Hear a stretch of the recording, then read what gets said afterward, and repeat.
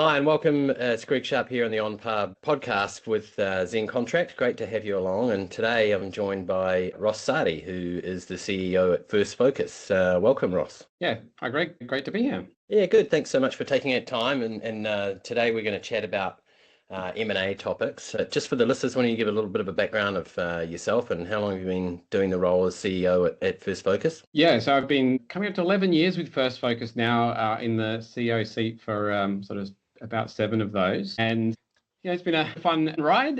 We've been growing organically when I first joined, and then we've been a lot more active in the M&A space over the last few years to become a big part of our business as well. And I know that's an important part of the conversation today. Yeah, it is, and obviously it's an interesting topic. Having my background with running an MSP, and then we eventually got bought out. Before that, we purchased 4 and sort of wrapped them up along the way, and much varying sizes. Nothing to compare to the journey that you guys are on, and hence why I was really keen to dive into the Ross Sardi brain and also the huge supporting team that you've got behind you now. So first of all, when you're evaluating a potential acquisitions, what are some of the things that you're sort of weighing up? Is it a balance of financial performance as well as cultural fit, as well as any sort of human characteristics or technology fit? What are those sort of balancing poles? Look, I think you hit the big 2 for us the first 2 there, which is finance and culture, and they really underpin most of what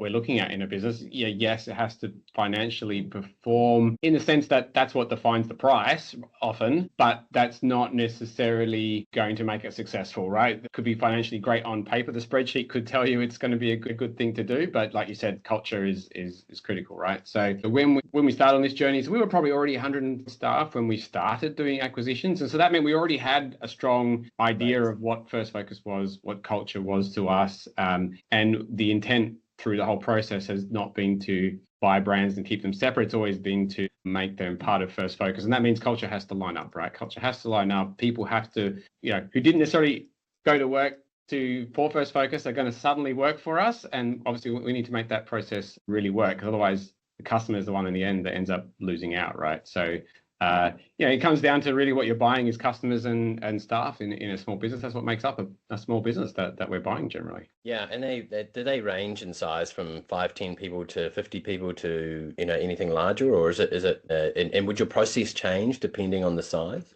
Yeah, we've stayed at the smaller end of those acquisitions. It's made the most sense for us in terms of our strategy, and so probably the 5 to 20 staff have been really where they've all sat. I'd say kind of majority in the 10 to 12, really that kind of size. And often what we found is that the owner-led MSP tends to max out around that 15 staff size, where you need to start bringing in a GM or doing other things. And so that tends to be the size of business that we've found a good niche in bringing into part of our business, because often that owner wants to stay on and work with us as well. So that sort of size seems to be gelling well for us. And that's a good segue into my next question. Does it make a difference if the owner is like I'll give you 3 months or 6 months and then I'm out, or like you said, a good portion of them are actually wanting to join the larger entity? There's a question buried in there somewhere if you can decipher it. Yeah, look, I think both can work, as long as there's clarity up front as to what it is, what's actually driving that sale, or that, whether it's an exit or a transition. And probably the common answer I get is, oh yeah, I'm willing to stay around. Okay, you might be willing to stay around for 12 months, but what do you want? Do you want to stay for 12 months? Do you want to stay for 3 years or 5 years, or would you actually rather just get the money and put your feet up on a beach somewhere? So I don't think either matter. It changes the integration process. It changes the sale construct probably a little bit, but more importantly, we just want to have a nice, honest, transparent conversation and get to, all right, what do you want to do? What do you do after this? Do you know? Because if you don't know what you're going to do after this, that's probably the biggest red flag of all. If you're going to end up, a lot of owners, their identity is tied to their business, and that is a huge part of their life for a long time. And so we want to have that conversation nice and early and help even with that thought process. If you get it all up on the table, having lived this firsthand, when I sold my business, you're right, my identity and was tied to the business, and then was a little bit 6 months after was a little bit lost. I didn't quite have seller's remorse, but I certainly was like, oh, maybe it was too early, or yeah. So you just do a little bit of reflection, but to get it up on the table was, I was really clear. It's like 6 months max, and then I'm gone. I'm just helping with transition. It might have even the deal only stipulated 3, but I stick around for 6. So having that discussion early, and then some owners are going to have to change their headspace a little bit. The fact that they're not in control anymore, obviously, that sort of comes along with it, right? So. Yeah, that's the biggest thing, especially if there's an at-risk component in a sale, and it's but how do I make sure I get my earnout or deferred payment or whatever if I'm not in control anymore? And that's part of the conversation. Having now gone through it a few times, and we have had a bunch of owners that are still now really important part of our business. One of the first things I do is I connect them together and say, have a chat to someone who's been through it.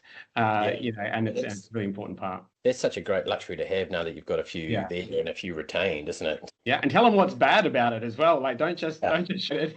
And then maybe they've got the opportunity to sort of refine the process moving forward, which is fantastic. Yeah.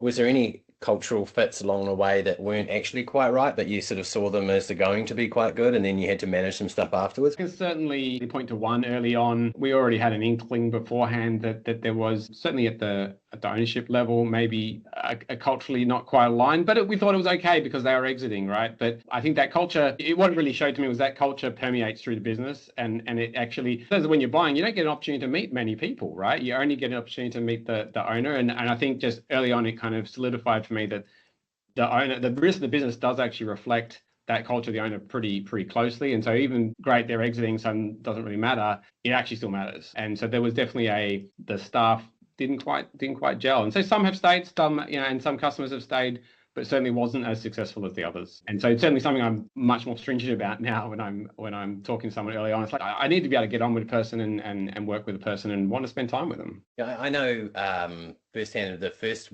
transaction that we did before was vastly different and a whole lot more mature by the third and fourth one that we got. You put together a process. There was a spreadsheet that was color coded for good and bad, and we came up with a scoring system. Tell us about your evolution, and have you got a lot better at it along the way? Yes, definitely better. In some ways, everyone still brings its own uniqueness as well, and so I think that's probably still important to remain open to. There's not just one way or one playbook. I think being adaptable to the type of business, the type of their customers, the way the financial transaction needs to look. Yeah, it's still important to, I think, remain a little bit flexible there. But the due diligence checklists, the integration plan, when we meet the staff, when we meet the clients, how quickly we integrate this system, those kind of things you can definitely proceduralize. So there's certain parts of it that you can really start going, oh, we know that this works, and we know that meeting the staff and talking about this in the first meeting, and there's those sort of things that I tried and tested now for sure. How have you found the process of the transition side of things, right? So again, personal experience, when by the time we got to the third one, we had an assigned person whose role was to manage that transition and at a human level as well as a systems level as well as output. Talk us about sort of how you go about attacking those things now, because to get the most out of the newly acquired asset, that's a really key portion of it, right? Yeah. So kind of back to the what we're buying ultimately. And obviously, this is the connection back to Zen contract. Ultimately, what we're buying is customer contracts, right? And so the most important thing to protect is customer retention. And staff retention is obviously important as well, but really that's part of keeping a customer retention as well. And so everything you do in integration can't lose sight of the customer. It's really easy to do what's convenient for us. The question is that actually driving customer experience, or is that going to be a pain? Customers by default are going to be dubious about the acquisition generally, right? Because everyone's had the experience where it's not gone well. They've heard of someone, they've known of something that's gone bad. And so how do we turn that? They're going to come on board, and their opinion on First Focus on day one is not going to be 10 out of 10. It's going to be 5 out of 10 at best, right? And so how do you turn that into a 10 out of 10 experience, a 10 out of 10, we're down the track, they become a promoter of yours.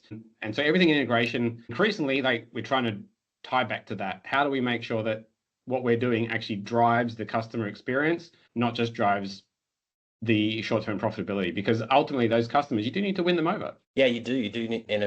And if you do a good job at that, they're with you for potentially a lot longer than otherwise, right? And so long-term decision-making process is key there, I guess, in the integration. Yeah, that's certainly one really sort of pointy edge area if you don't plan, you're planning to fail. Like you've got to have some sort of structure around what you're going to do when you communicate to customers. Right.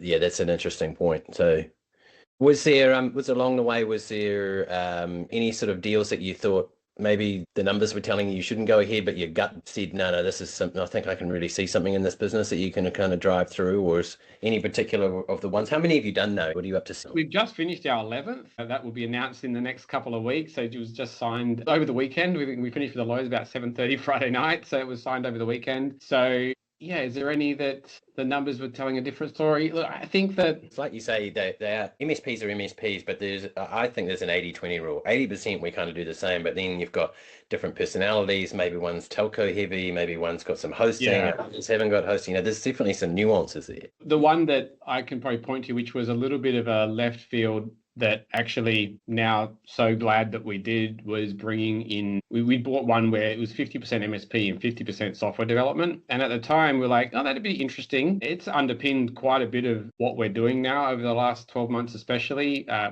especially AI becoming really a hot topic, is that, and the line between traditional MSP and software dev used to be a kind of pretty hard line. Now it's a pretty blurry line. And so being able to have those conversations, having that capability in the business, we were kind of dabbling at it before.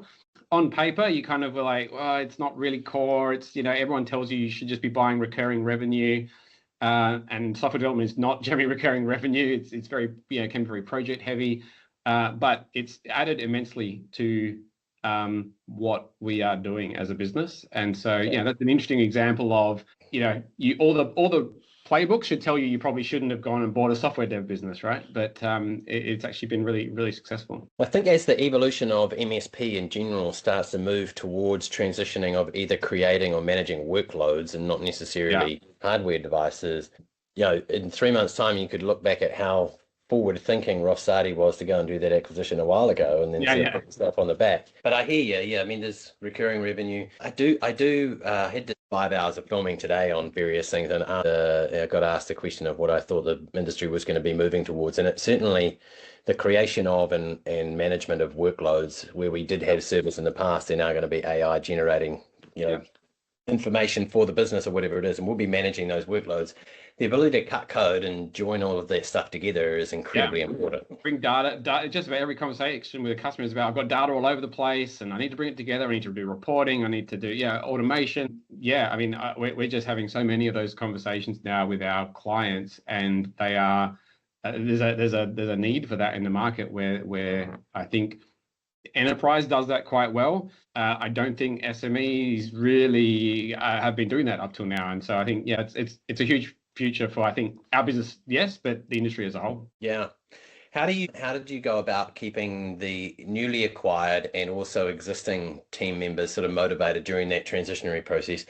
Albeit withstanding, you're on to 11 now, so it's pretty much common practice, and everyone's got used to the fact that change is an accelerating rate. But maybe in the early days, in the second or third, did you come up with some structures around how to sort of manage that side of things? Not so, because people can take their eye off the ball quite a bit. I guess I'm alluding to that. Massively. I think that and we didn't realize, that's the thing, we didn't realize we'd taken our eye off the BAU, the sort of day-to-day stuff until it was too late. And you start to see, some cracks appearing elsewhere, and you kind of don't realize, like, oh yeah, geez, actually, as an executive team, we're spending a large chunk of our time talking about this, which is actually 5-10% of our business, and we're but we're not dedicating enough time to the 90%. Certainly, the team, we all have people, it doesn't matter what size of business you have, there's going to be teams that are running somewhat self-sufficiently, right? Technicians go about their jobs, account managers go about, people can be pretty good at operating, caretaking, keeping things ticking over. But if you're not progressing, if you're not actually driving the business forward in all of those areas all of the time, especially in our industry, you get behind pretty quick. That's what we found, is that the executive team and management teams kind of focusing on this integration stuff, we weren't able to keep moving the bar forward in other areas. And as you're growing fairly quickly, because we're winning customers organically as well, you have to keep replatforming the business as you grow. And things that were good at 100 staff suddenly weren't any good at 200 staff anymore. You got to catch up really quickly. Yeah, and the same can be said from 20 to 40. Exactly, it doesn't matter. Yeah, that's right. And if you're not constantly moving your business forward, you know your competition is, and so that's where if you're just standing still, you're actually going backwards, right? So Yeah, I don't know the way to avoid that, because I think the first one or two that people do are going to be time consuming and heavy on kind of management load and that kind of stuff. So, Well, I you're think, creating those processes, aren't you? So it's not yeah, only doing the doing, you're actually creating a way of recording it and making sure that it's done correctly and all those that. So that's why they get progressively easier, not only because you get better and smarter about how you do them, but you've now got a methodology to follow. So right. the first couple, you've got to create those things, and maybe you're a bit smaller, and so you can't spread the load as much. But I think planning and knowing that you need to take care of your core engine as well as these newly acquired shiny things is important. Yeah, and people obviously go, hey, I've spent a bunch of money on this, I can't let it fail. But as I said, it's still going to be a smaller percentage of your business than what is already there. So it is important to break up that time appropriately, and budget appropriately to do yes, I bought the business for $1 million. Okay, but how much am I budgeting to integrate that business? Because if you're expecting to be able to do it just with some spare cycles, that's not going to work. And I think sort of almost building that into your business case up front, it's like, okay, well, I'm going to spend an extra $500,000 integrating this thing, or an extra, $200,000 integrating this. So just being really deliberate about planning to spend on integration, and not just try to jam it in. The talking of integration, I think I've had this conversation before, and because we're technologists, I mean, we're all various styles of technologists, but we tend to get a big smile on our face when they potentially the acquisition is using the same systems as us, maybe the same PSA, the same RMM, whatever. And it's like, oh, this will be easy. It's 10% of the whole integration as a whole. So it's a bonus 10% if it's real similar, but you still got to get all the information across. I think people can lose sight of the fact that different culture, different processes, the water cooler's in a different place. We've got to change logos. There's so many other aspects to it than just the technology that's in play. Yeah, would you agree with that? Yeah, for us, technology it's something we obviously want to know during DD. It doesn't really influence our decision-making process. It doesn't influence the price. It's really just we need to know so we can plan for it. It's not a deciding factor at all. There's pros and cons to it being aligned as well. Sometimes it can make integration really easy. Sometimes it means that you have to retrain people on something they think they already know, but you're using it in a different way. And so, there's downsides there as well. So I think the more important part is the customer-facing stack. If you've got to go and rip out a backup product or a security product and replace it with a different one that has customer impact, that's probably more important. Right. And again, tying it back for you guys to how does this affect the customer and keeping it. So that's your North Star, right? Keeping that right up there. Oh, that's really good. I mean, so one sort of closing question, and this is going to put you on the spot, but if, you've got, let's say you've got a 15, 20 person MSP, and obviously if they want to be acquired, they could get in contact with Ross. But if they wanted to go and start on this journey themselves, and so what's the one piece of advice that you'd give them when they're getting started?